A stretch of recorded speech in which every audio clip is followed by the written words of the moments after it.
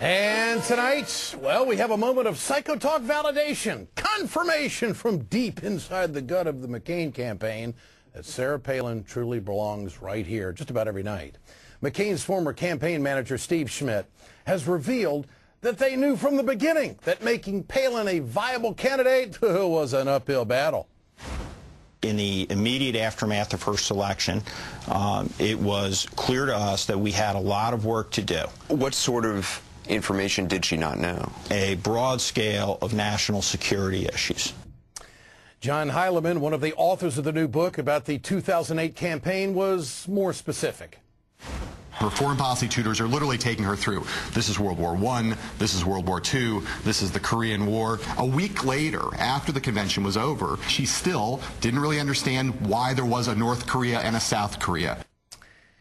Wow. Understandably, the guy in charge of prepping Palin for the vice presidential debate was very concerned. He told us that the debate was going to be a debacle of historic and epic proportions. But the fact that Palin knew less about foreign policy than the average middle schooler wasn't even the biggest problem. No. Turns out she couldn't even say Biden's name properly. You know, the guy that she was going to be debating. She kept saying, "Oh, Biden." So the campaign figured out a way to avoid her having to say that very tricky name at all.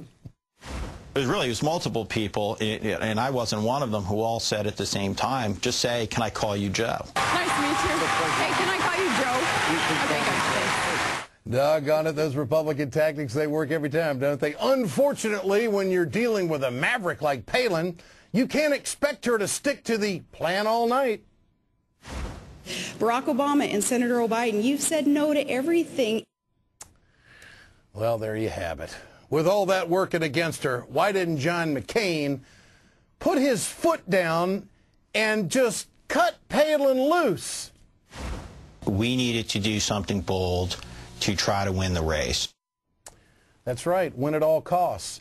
What does that say about John McCain's leadership? His motto, let's see, what was it? Oh, yes, country first. But he didn't have the guts to get rid of the person his own campaign knew wouldn't be good enough for the country.